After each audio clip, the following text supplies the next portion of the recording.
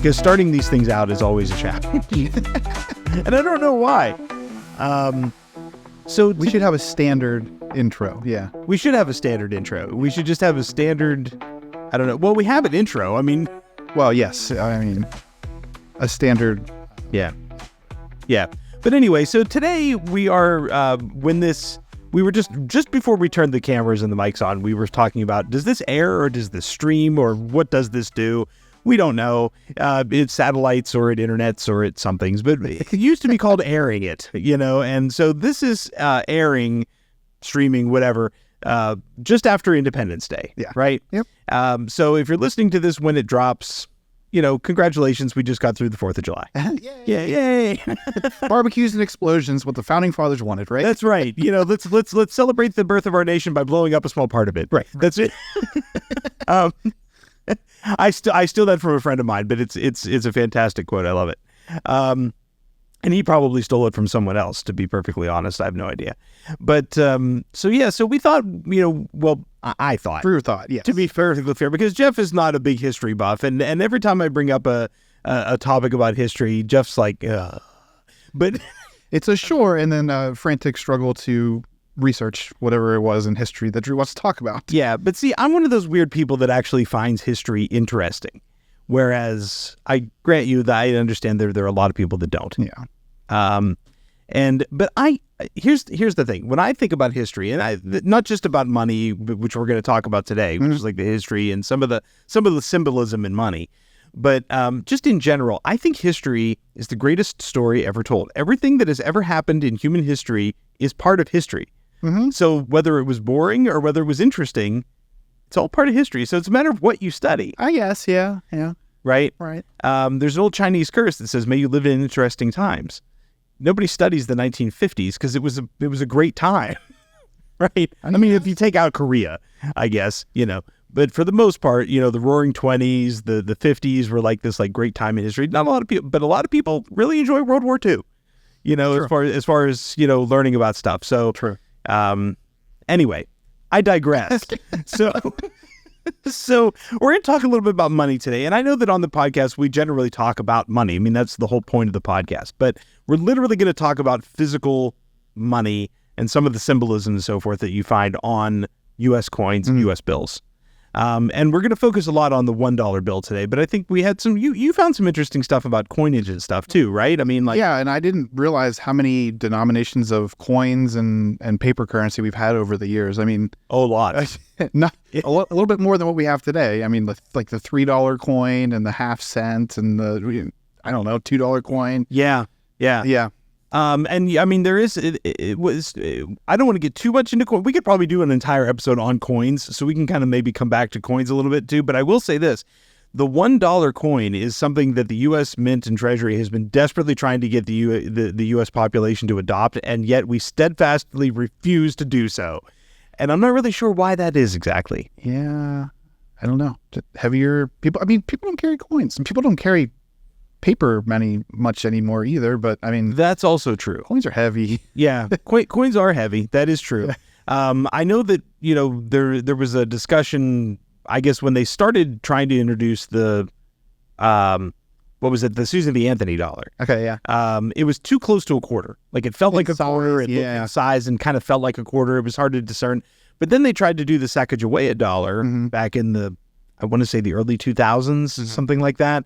And it had a brass coating over it, and it felt different than a quarter, and yet people still just added it to the collection and then never spent it. Yeah, there was quite a few vending machines that I would get Sacagawea dollars as change for whatever reason. Now, did you spend it, though, once you got them, or did you, put them in a jar? I think I probably put them in a jar, yeah. Yeah. So it's like we treat them like they're commemorative coins for some reason. Yeah, like the $2 bill, yeah. Yeah, $2 bills. For a short time, and I may have to go back to this because honestly, it was really kind of fun to do it. But I used to keep a couple of $2 bills in my wallet way back in the day, and I would spend them on purpose and watch people get this confused expression on their face, like, "Is this real money?" Yeah. And it was great, and I kind of got away from doing it, but it was fun to do. Yeah, not a common bill anymore, but. Some people think that they're unlucky, and then some people think that they're actually lucky. I guess it's about half I don't know why there would be a luck involved in a $2 bill, but I don't know. Yeah. So we're going to talk a little bit about mostly paper money today. And I wanted to do this because we are just out of Independence Day, and there's a lot of patriotism and history and things like that is wrapped up in a dollar bill. And a lot of people, we spend these things all the time, and yet nobody really pays much attention to it for the most part. Yeah, no. So did you ever really look at a dollar bill before you started talking about like looking into the research for this? Not, I mean, yeah, I mean, I like its intricacy, but I've never looked at symbolism. I've never looked close enough to, I don't know, wonder what that meant. Yeah. But so first of all, when we talk about paper money, right? not really paper either. It is not really paper. That's the thing. So if you have a dollar bill handy, go ahead and you can get it out of your wallet. You can look at it. We'll throw something up on the screen, maybe somewhere around in here, or maybe just do an overlay if you're watching on YouTube. But if you're listening to the podcast, you'll have to do your own visualization or visual aids. So what is it paper? Because you're right, it's not paper. What is money made out of? Yeah, do you know? Cotton and linen, or cotton and something. Cotton and linen. It is. Yeah. Okay. Yeah. So it's Mostly cotton. Yeah. it's like 75% cotton and like 25% linen. Okay. So it's essentially fabric. Yeah. Which is why you can like fold a dollar bill, well, any bill, U.S. bill. I think it's something like on the order of like 4,000 times. 4,000 times before. I saw that too. 4,000 times before it rips. Yeah. Yeah, which is pretty crazy, and it'll make it through the wash. When if you put a piece of tablet paper in your shirt pocket and throw it through the washer, it's not likely to survive. Yeah. Where money generally will, because it is technically not paper, which is interesting. And so, did you see what's the average lifespan of a dollar bill? I don't think I saw that. It's a few years, maybe 4 or 5 years. It's less than that. Oh, is it? For a $1 bill. I know it's different for every denomination. Yeah, because we use $1 bills more often than another denomination. But yeah, no. What is it? So typically it's about 18 months. Oh, okay. So you get about a year and a half out of your average $1 bill. Okay. And so from a banking perspective, we actually at the banks, the banks in the U.S. are essentially responsible for putting money into circulation and then taking it back out of circulation. So if you have a very, if you go to the bank and you say, hey, I want new money, right? Sometimes you can ask for that. A lot of times that happens around the holidays. People go in and ask for, new. Putting it in a card or something, you want to look nice. Yeah. Sure. Yeah. So you ask for new money. Sometimes you can get new money. So banks put that into circulation whenever it comes from the treasury, from the mint. But on the other side of things, what a lot of people don't realize is that when a teller, like if you go to the bank and you deposit cash, if a teller sees that a particular piece of money is damaged, sort of beyond repair, they can tell that it's in really bad shape. Yeah. They will typically, what they will do is they will set that aside, and then the bank will send that back to the Federal Reserve, so that it can be properly recycled, disposed of, whatnot. Yeah. So banks, a lot of people don't realize that like when a bill gets really bad, like what do you do with it? You don't just throw it away because it's money, right? So you take it to the bank, and then they can either replace it for you, as long as 50%. I saw that too. Okay, as long as you have 50%, or it can be less than 50%, but you have to be able to prove that the rest of it was destroyed. Yeah. Yeah. Okay. Yeah. So right. So that's so you have to have at least like a little more than half of it. Better be able to tell what kind of bill it was, Yeah. Yeah. Ideally. Yeah. You can. It's which you can tell. Like unless you can't have any portion of a physical bill that doesn't have at least some indicator of what the denomination is. Right. Right. So that's how money comes in and out of circulation. Okay. Right. So an average dollar bill, about 18 months. Now, that may change as you pointed out. There are people that are spending less and less cash. So as cash gets handled less and less, you may start to find. Well, and I mean, with inflation, everything costs more than $1 now. So there's no dollar menu anymore. So, I mean, maybe higher denominations, their life expectancy is going to be getting lower and lower and lower too. Yeah, you're right. That could happen. Now, I will say that in other countries, you're starting to see less and less of this kind of money, and you're starting to see a lot more polymer money, which is essentially almost plastic. Right. And with those, you can get into a lot of stuff which is anti-counterfeits and so forth, because they can make parts of it transparent and parts of it not, and they can use all kinds of different colors, and there's things you can do with polymers that are a lot harder to do with paper, or fabric, as ours is. We definitely have anti-counterfeiting measures in bills. Want to talk about that a little bit? Sure, yeah, go ahead. What did you find? I mean, we were talking about the composition of the bills. I mean, you can see little strands of, was it red and blue? The red, blue in there, yeah. That's for anti-counterfeit. The raised seal, that's for anti-counterfeit. The security stripe, anti-counterfeit. Now, which bills have a security stripe is the question. Not the one. Yeah, not the one. Right. Yeah. So I don't know what other. I mean, I'm pretty sure 5 is the first one. I'm pretty sure the 5 has one. You can hold it up to the light. Yeah, right. And you can the watermark and. There's watermarks, yeah. The $100 bill has the hologram, which is kind of like a holographic stripe. So I did find one that was interesting in my research. So all of the small lines around the ones in the corners, what was that called? They were calling that the guilloche. Okay. So that's been adopted by other countries too. But back in the day, it was so intricate that it was hard to counterfeit. Yeah, so that was the anti-counterfeit measure. It was just the intricacy. You can also find, and I honestly don't know. I'd have to look very closely at the number at the one. But there is if you look at the back of the one, there's a very small line that goes around the outside, the whole outside border. If you look at that under high magnification, that's actually type. Really? Yes. I know that. That is actually type. It is printed so small, but it is legible under magnification. Nope, didn't know. So that again, like if you were to try to photocopy this or something like that, it's not going to come out. It's going to come out as a line. But if you actually look at it under magnification, it is actually printed type. Did not know that. Which is pretty cool. Yeah. You found out that it's sometimes difficult to actually copy or print a photo on modern right? printers. Yeah.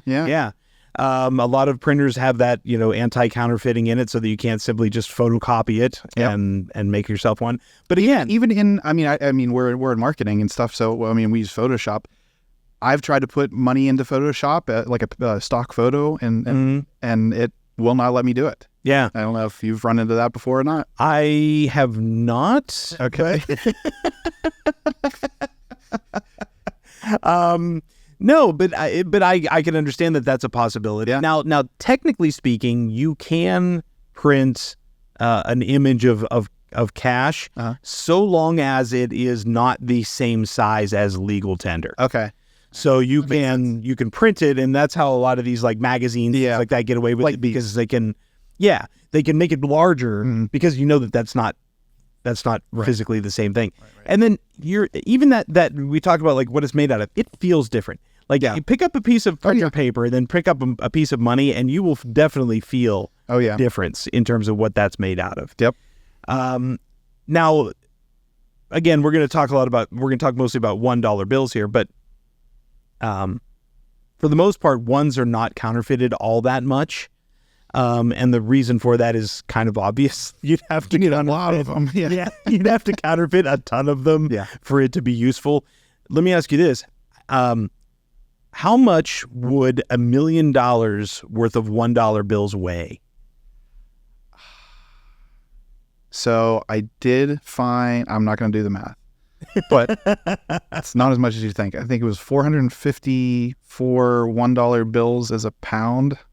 Okay. So extrapolate that. Yeah. It's about a ton. Is it? It's about a ton. So if you're going to haul around 2,200 pounds worth of ones and you're going to get $1 million, it's not worth counterfeiting. Yeah. Think about this. So, and every bill, that would be a new charge, right? You have 1 million counts of counterfeit. Right. Oh, yeah, that's true. Yeah, you're absolutely right. Secret Service is going to, be very interested. That's what you're up to. We can talk about counterfeiting and all that kind of stuff too, and probably another one. That's probably a whole conversation. But so let's talk a little bit about the design of the $1 bill, because I think that there's we started thinking about this from the standpoint that, you know, it was just Independence Day, and I'm thinking a lot of the patriotism, symbolism, and stuff that's on the one. Right. So if you look at the front of the $1 bill, we can kind of start there, because there's maybe not as much to talk about, but there is a decent amount of stuff to talk about in the front of the $1 bill. So obviously you've got George Washington. Yep. Right. Who was not the first on the $1 bill. Not the first on the $1 bill. Also, yeah. Right. To get into some real deep history, technically not the first president of the United States either. No. But yeah, who was the first person on the $1 bill? Do you know? Salmon. It was Salmon. Yeah, Salmon. I don't know I don't remember his full name. Yeah. So it was Salmon Chase. Salmon Chase. Okay. Salmon Chase. He was the Secretary of the Treasury at the time that the $1 bill, the printed $1 bill, was first introduced.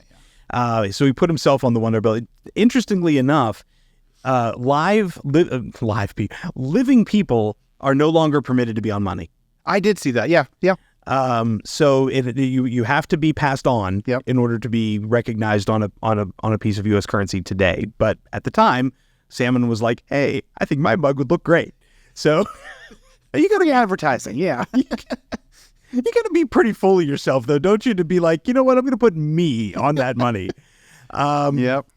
But what I will say is the treasurer, the Secretary of the Treasury, is on every single dollar bill since 1963. So the dollar bill as we see it today has not really significantly changed since 1963, right? So most of the other bills have gone through some serious updates and changes. Yep.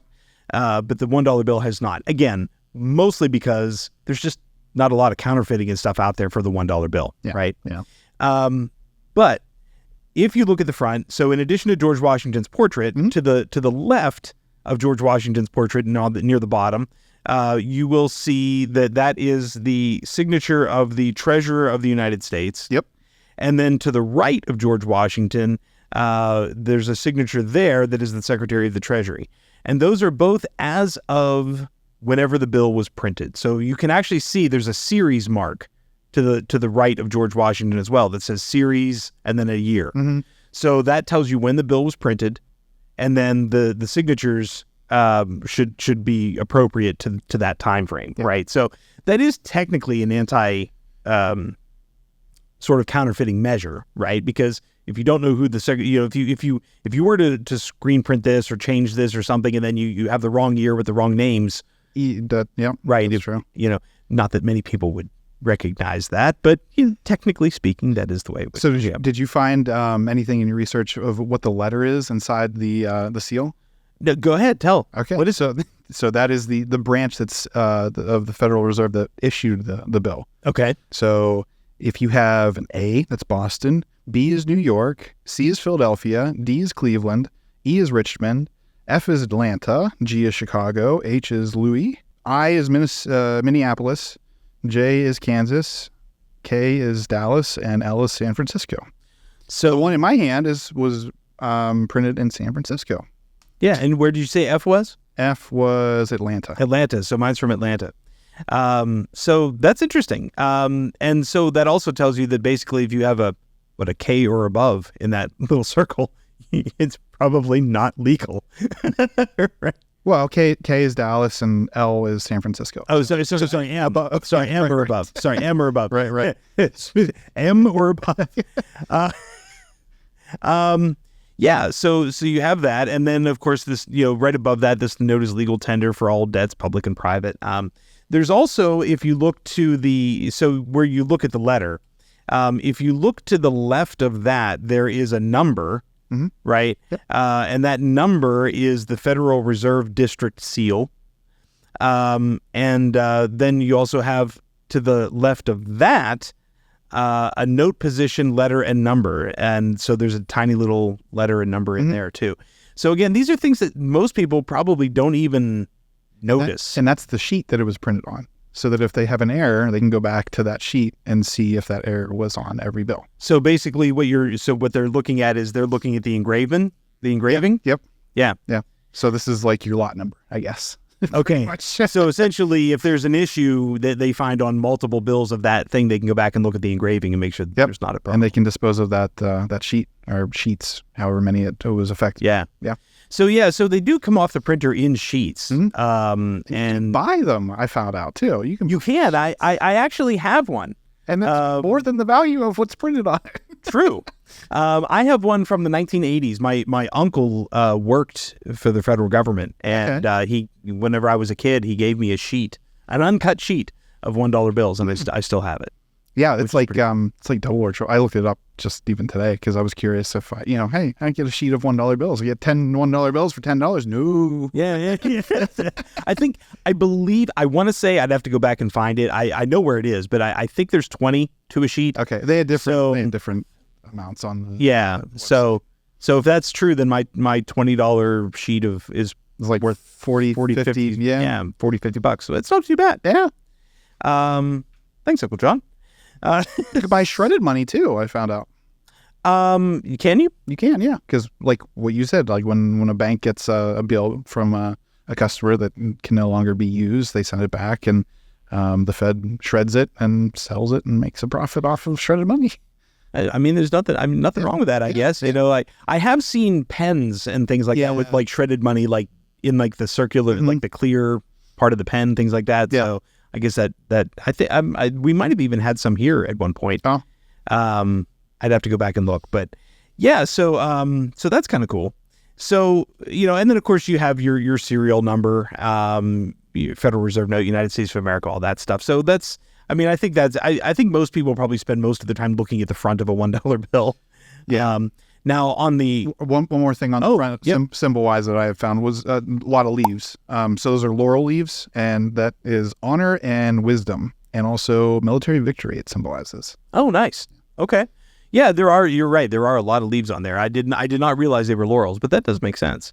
Yeah. So if you look at the back, or the obverse, as we tend to call it in financial parlance. So you've got, again, just an absolute ton of very intricate engraving work that goes around, which again, helps to make sure that if this is photocopied or something like that, those lines that you see would be very, very, very difficult to reproduce in that kind of a crisp tone. Although today's photocopiers and so forth, I'm sure, are better than back in the day. It's not like an old mimeograph or ditto machine back in the day. Yeah. But you have the Great Seal of the United States depicted on the back, essentially. You have a lot of people don't realize that, I don't think, but that actually is the pyramid, and then the eagle are two sides of the Great Seal of the United States. One is usually the front, the other is the back, but they've shown both here. So that's what you have there. So what did you find out about? I'm going to let you sort of say what you know about. What do you know about the Great Seal? Anything? I know that there are 13 steps on the pyramid. There are 13 steps on the pyramid, which is also unfinished. It is also unfinished. Yeah. Yeah. So symbolic. Yeah. So 13 rows on the of block on the pyramid. Yeah. What else you got? So the pyramid itself stood for stability and timelessness, and that's why it was unfinished, was the timelessness portion. The eye is the eye of the providence, watching over and ensuring the endurance of the structure of the American government. Yeah. And then that. You got lots of Latin in there too. Yeah. Conspiracy theories on the eye, Oh yeah, there's all kinds of stuff, like it's all Freemasonry. Yeah. Like that, which a lot of the symbols. I mean, look, a lot of the symbols are similar, right? Right. And it's because most of the founding fathers were Freemasons. But that doesn't necessarily mean that there's some sort of like dark government conspiracy. It's just that they were Freemasons. Right. A lot of Freemasons today too. Roman numerals on the bottom, MDCCL XXVI, which is 1776, which was our independence. Yes. The eagle. So I had found that, I don't remember who it was, but we almost didn't have the eagle as a symbol. We did not. We did not. It was Benjamin Franklin did not like the eagle. It was going to be a turkey. He wanted a turkey. Yes. Yeah. He did. He wanted a turkey, which I'm sorry, but I got to disagree with you there, Ben. He said that the turkey was native to North America and was a very, what was the word he used? I think it was a very stout bird or something like that, noble bird. Yeah. He did not think the same of the eagle, but thankfully I'm glad Ben Franklin lost that wager. Yeah. Because the turkey on the back of the one would have looked a little weird. But so what else about the eagle? 13 stars above the eagle, again, symbolizing the 13 colonies. Olive branch on the one side that the eagle is looking at. And actually, so there's 13 arrows in the other talon. Right. And there was a coin that was minted, and the olive branch and the arrows were reversed. And that caused an uproar because the arrows symbolized war, and it was in the dominant talons. So people thought that we were okay with war and not with peace, as opposed to we were okay with peace and not with war. Yeah, essentially, you're right. I mean, essentially, the idea is, the olive branches symbolize peace, the arrows war, but the idea that the eagle looks toward peace first, right? We're willing and capable of defending ourselves, but we would prefer to go toward peace, which is a good thing. Yep. Shield had the top of the shield represents Congress. Again, 13 stripes. 13 is a big number on all of these bells. Yeah. Which is really funny because, for some reason, there's the whole triskaidekaphobia thing of like fear of the number 13 and all that kind of stuff. It's huge history. Yeah. There are hotels that do not have. I mean, they have a 13th floor, but they don't have a 13th floor. Right. But yet, because we had the original 13 colonies, there's 13 all through our symbolism and so forth. Yeah. Which I think is pretty cool. So yeah, there's all sorts of really, really cool stuff there. And I think that sometimes when you spend money and you take it, you sort of take it for granted. And I think a lot of other countries do the same thing. They put a lot of symbolism and a lot of thought into their country's currency. Obviously, do you know who the number one person on currency in the world is? I do not. Who? Queen Elizabeth. Oh, really? Yeah. Now, obviously, she's being phased out, right? Because, having passed on, anything newly created by any country that utilizes UK currency is now being issued with King Charles on there. But Queen Elizabeth was the reigning monarch for such a long time that between Canadian currency, UK currency, she was the person that was most represented on currency for many, many years. Did not know that, yeah. And obviously she was alive. So their rules are a little bit different than a little bit different. A little bit different. So and there's there are a lot of there's a lot of symbolism and a lot of the other notes and so forth out there too. But I think the $1 bill, because it's so common and people use it all the time, shoving it into vending machines, things like that. A lot of people don't take the time to really look at it. Yeah, I have not. You're right. I know my cash guy, so I have no excuse. That's right. You are a cash guy. You're not so you should know even more.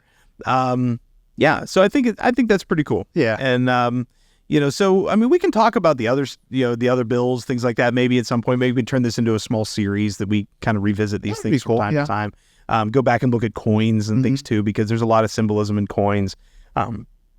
Obviously George Washington appears not only on the $1 bill but also on the quarter. You have who else? We have Lincoln that's on both the penny and the 5. So there's a number of presidents that are represented twice. You have a couple of people that were not presidents that are on money, like Alexander Hamilton, who was, I told you this earlier, let's see if you remember. Hamilton was the star of a famous Broadway show. No. $10 bill. $10 bill, yeah. Right. And the $10 bill, and he was secretary of the first secretary of the Treasury. Right. And interestingly enough, the $10 bill, the only bill where they are facing the where the portrait faces the opposite way. The opposite way. The portraits always face to the right as you're looking at them, except for Hamilton's, which faces to the left. You are right. Which is interesting. Yeah. Cash guy got examples of everything here. Yeah, see that? Yeah. So I mean, that's to say, there's lots of stuff that you can kind of look at and really kind of dig into when it comes to this stuff. So I find that kind of stuff fascinating. I just think that, somebody put a lot of effort into this and nobody pays attention. Okay, Drew, it's cool. He said reluctantly. Yeah, I know. I'm a weird history nerd, but I think it's neat. So, and for those of you that are listening this far, you should also share this with as many people as possible to prove that I'm right and that Jeff is wrong. Yes, prove me wrong. Yeah. I dare share you. This I double dog dare you. Yeah. Share this episode with as many people as you possibly can and talk to them about the symbolism of the $1 bill. So please do. Yeah. And in the meantime, we'll come back. We'll come back toward the end of the month with another episode, which is fun stuff. Yeah. What are we talking about? Do we know? You'll have to find out. Okay. Jeff's being cryptic. This is awesome. All right. I think that's it. You got anything else? No. All right, Drew. See you later.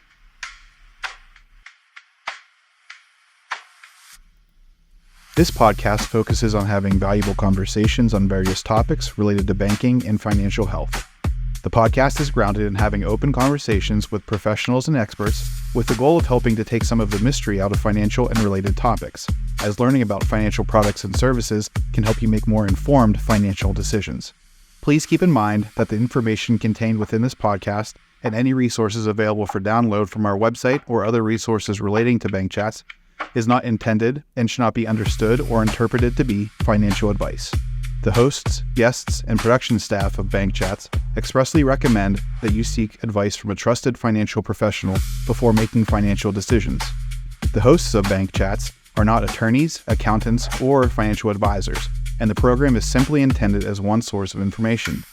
The podcast is not a substitute for a financial professional who is aware of the facts and circumstances of your individual situation. Thank you for listening. Please check out our full library of episodes, which can be found on the Ameriserve.com website. You can also download or stream the podcast from your favorite podcast app.